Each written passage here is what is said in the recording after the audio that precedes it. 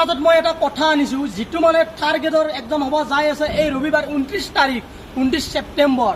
আমাৰ চৰকাৰে এখন SOP মস্তু 1.5 ইঞ্চি বহলকৈ বনাই দিছে।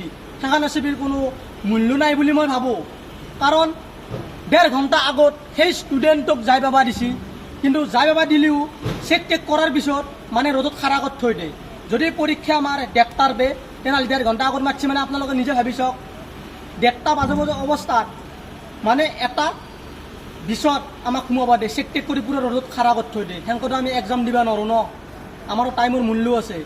যিকোনো SOP বনাই লাভ নাই, অলপ SOP বনাব লাগে মানুহে যিটো ভাল পায়, ষ্টুডেণ্টে ভাল পোৱা SOP বনাব লাগে। এইটো কোনো ভাল SOP হোৱা নাই।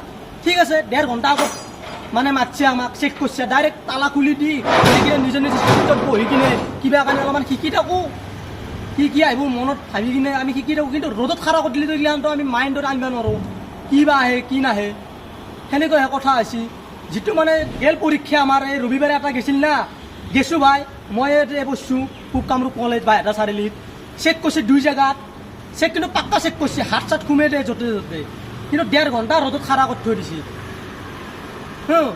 যিটো 10:30 বাজো অৱস্থা 10 মিনিট আগত খুলি দিছে, মানুহৰ হাল্লা হেঁচা ঠেলি সোমাই যায়, কোনোবা চিটিয়ে নাপায়, ভাল বিশ্ৰী মৰে। সেনেকুৱাতো নহয় না, অলপ SOP বনাব লাগে। 1.5 ঘণ্টা আগত মানে ঠিক আছে আমি 1.5 ঘণ্টা আগত যাম, যদি আমাক মানে সংস্থাপনটো দিব পাৰা, বহাৰ কেপাচিটিটো দিব পাৰা, কিন্তু ৰ'দো দেখাৰ আগত থৈ দিবি, সেনেকুৱা নহয়। কাৰণ মই বকত পঢ়ছোঁ ভাইয়াত, মোৰ ৰঙিয়াৰ পৰা 100 কিলোমিটাৰ দূৰত মানে মোক এক্সাম দিব যাম। যদি 1.5 ঘণ্টা আগত মাতিছি মোক 1:30 বে পৰীক্ষা, মই কেইটাত যাব লাগিব, ৰাতিপুৱা দেখোন দৌৰিব লাগিব।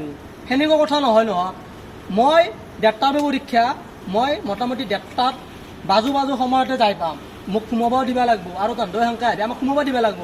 দস্তুৰ মত আমি ইমান দূৰৰ পে যাম ৰ'দে বৰষুণে, যদি আৰু যাই কিনে যদি ফিৰিব লাগে, সেইটো ভাল SOP হোৱা নাই নহয়।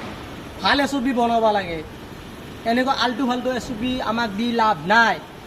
কাৰণ আমি কিবা এটা আশাত যাম এক্সাম দিবৰ কাৰণে, 1.5 ঘণ্টা আগত নি কিনে পানিছমেণ্ট দি ৰ'দত খাৰা কৰি এইগিলাখান লাভ নাই নহয়। এইগিলাখান পৰীক্ষাত কোনে নকল কৰে, কোনো নকল নকৰেতো। এইগিলা নকলৰ কাৰণে 1.5 ঘণ্টা আগত যাব লাগে। নকল মিলিব নেকি এইগিলাখান পৰীক্ষাত? নকল নি আকৌ নকল নিমিলে, মাইণ্ডেদি চব কৰিব লাগিব। সেইকাৰণে মই কৈছোঁ SOPৰ এইটো মানে উঠাই দিয়ক, সেইটো 1.5 ঘণ্টা আগত নহয়তো। যেতিয়া যায় খালি পৰীক্ষাত হলত মানে উপস্থিত হ'ব লাগে, ভালকৈ এক্সাম দিব লাগে আমাৰ মানে ছাত্ৰবিলাকে। মই সেইটোৱে মানে অনুৰোধ জনাওঁ আৰু এই 1.5 ঘণ্টা আগত এইবিলাক কথা শুনাই লাভ নাই। যিটো মই পৰিস্থিতিত পালোঁ, মানে যোৱাটো ৰবিবাৰে এক্সাম দিব যায় ৰ'দত খাৰা কৰি দিছে, ঘাম ফাটি গৈছে ভাই, ঘাম ফাটি গৈছে। আৰু গাড়ীৰ চাবি নিব নেদে। আৰে মই কি ইয়াৰ পৰা ৰঙিয়াৰ পৰা দাউৰি যাম নেকি বকত? গাড়ীখনে নিব লাগিব, গাড়ীখন কোনে নিব? মোৰ মাই দেউতা চলাই নিব নেকি? ঘৰত মানুহ থাকিব নালাগে? এখন ঘৰত এটা ল'ৰা হ'লে কি সি একলাই যাব লাগিব গাড়ীখন নিকিনে? গাড়ীখন ক'ত থ'ব? চাবি পাত লুকাই থৈ দিব গাড়ীখন চোৰে নিয়াক। সেইটো কিবা ভাল কাম হৈছে না? চাবিটো এলাও কৰিব লাগে, বাকী চব চেক কৰ। চাবি আৰু কোনোবাই নিব নালাগে থাকে না, চাবি নিব দিব লাগে। কিন্তু এইটো অন্যায় হৈছে। এইটো এক্সামত এইগিলা বহুত নিয়ম কানুন বনাই দিছে, এইগিলা নিয়ম কানুন কৰাৰ কোনো কাৰণেই নাই। আৰু এনেকুৱা কৰিব লাগে, এইগিলা এক্সাম চেক্সাম অসমত পাতি লাভেই নাই। ঘৰে ঘৰে যাই কিনে চা কোনটো ঘৰত মানে কোনটো ল'ৰাই চাকৰি পোৱা নাই।